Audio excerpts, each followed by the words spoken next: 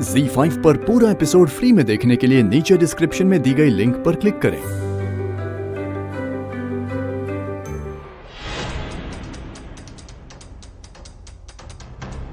मैं आपसे विवाह नहीं कर सकती क्योंकि मैं किसी और से प्रेम करती हूँ। जी ये आप क्या लिखवा रही हैं?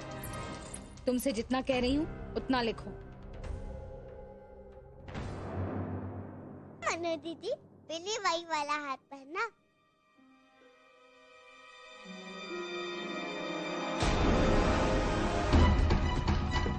हे देवा, हाथ तो गायब है।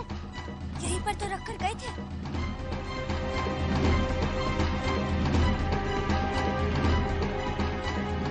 हे देवा, वो स्वर्ण मुद्रा भी गायब है।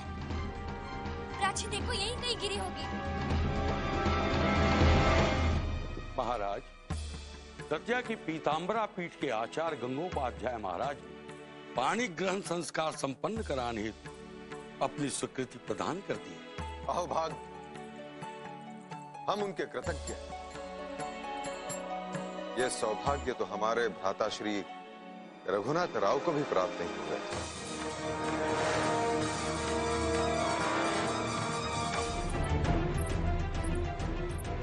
माफी चाहती हूँ हुजूर।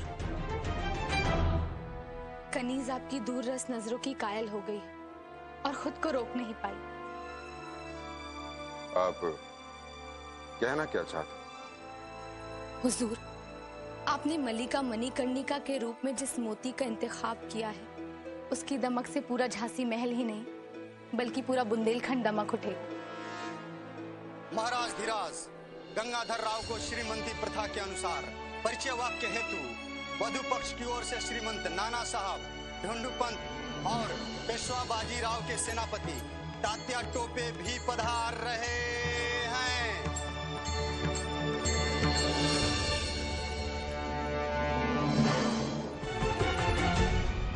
महाराज, लगता है ये महारानी मणिकर्णिका का पत्र है।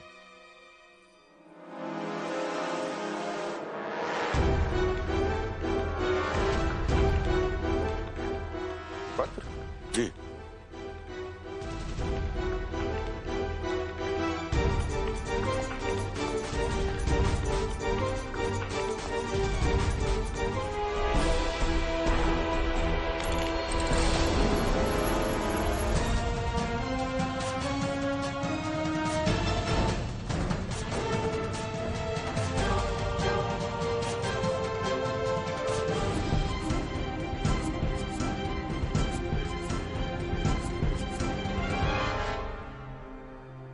हे देवा, नहीं प्राची, वो स्वर्ण मुद्रा और हार कोई ले गया है, यहाँ कहीं नहीं है। अब क्या करोगी मनु दीदी? कुछ नहीं, वो पत्र तो हम महाराज को अवश्य देंगे, परंतु वो स्वर्ण मुद्रा किसने उठाई? दासियों में ऐसा साहस नहीं है, कौन कर सकता है? प्रिय राजन, मैं मणिकर्णिका आपको ये पत्र इसलिए लिख रही हूँ कि मैं प्रारंभ से ही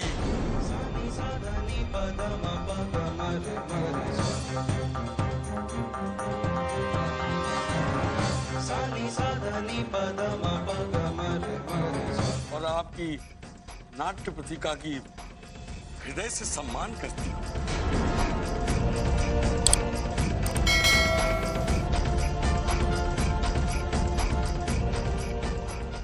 यद्यपि आभार प्रकट करने के लिए शब्दों का चयन करना कठिन हो रहा है, किंतु उद्गार प्रकट किए बिना रहा भी नहीं जाता।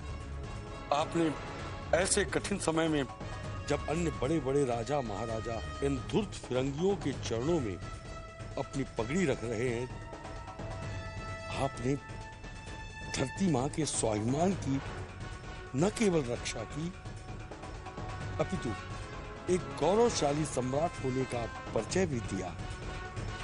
इसके अतिरिक्त आपकी दूरदर्शिता का आभास इस बात से भी होता है कि साधारण सी कन्या को झांसी की महारानी के योग्य समझा। क्या?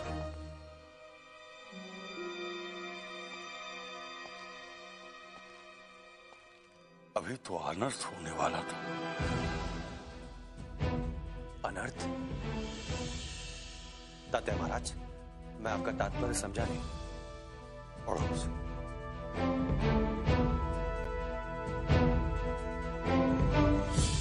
प्रिय राजन, मैं मणिकर्णिका आपको ये पत्र इसलिए लिख रही हूं क्योंकि मैं शुरू से आपसे विवाह नहीं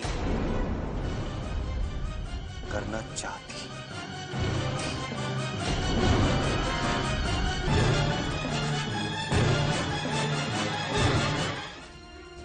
आज हमें पहली बार इस बात का आभास हुआ है कि यहां झांसी में भी हमारी मनु का कोई अपना है।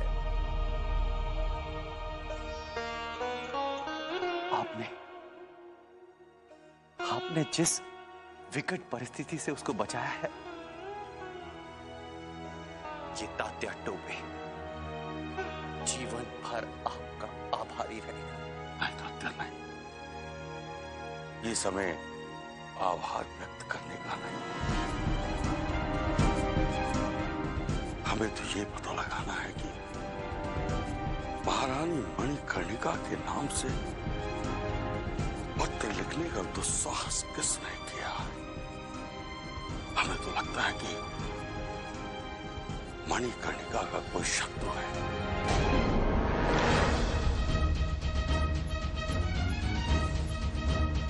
मणिकर्णिका का शत्रु? उसने किसी का क्या बिगाड़ा है? यही तो पता लगाना है तात्या।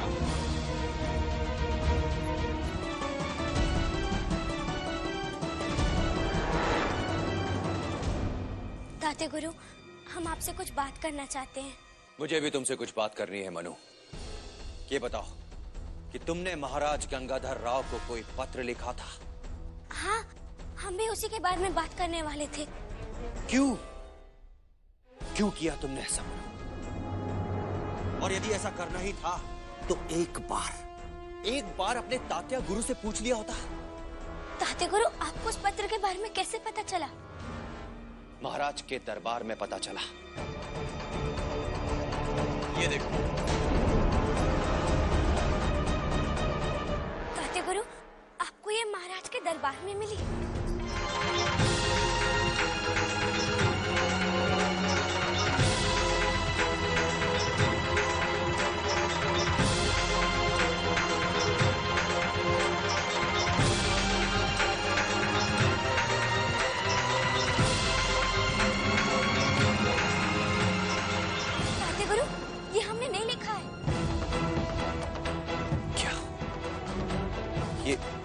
ये तुम क्या कह रही हो मनु? तात्या गुरु, आपको विश्वास है कि मैं ऐसे घृणित पत्र लिख सकती हूँ? मुझे विश्वास है कि मेरी मनु ऐसा घृणित कार्य कभी नहीं कर सकती। तात्या गुरु, हमने जो पत्र लिखा था उसके साथ हमने वो स्वर्ण मुद्रा रखी थी जो हमारे कक्ष में से किसी ने चुरा ली। हम बड़े देर तक उसे ढूंढते रहे। हे देवा, ये तो अति हो गई है। तात्या गुरु, हमने जो पत्र लिखा था उसमें महाराज को सावधान किया था कि महल की एक महिला इन फिरंगियों के साथ मिलकर षड्यंत्र रच रही है। वहां तो श्रीमंत सरकार के केवल फिरंगी ही शत्रु थे, किंतु यहाँ झांसी में कदम कदम पर षड्यंत्रों का जाल बिछा हुआ है। केवल फिरंगी ही नहीं, महाराज गंगाधर राव के अपने सगे उन्हें मारने का षड्यंत्र कर रहे हैं। मनु बेटा, किसी को भी भनक नहीं लगना चाहिए कि तुम्हारे मन में क्या चल रहा है। यही एक दक्ष और निपुण महारानी की पहचान है। और मैं जानता हूं कि झांसी की महारानी बनने के बाद तुम एक इतिहास रचोगी। इतिहास। Z5 पर पूरा एपिसोड फ्री में देखने के लिए नीचे डिस्क्रिप्शन में दी गई लिंक पर क्लिक करें।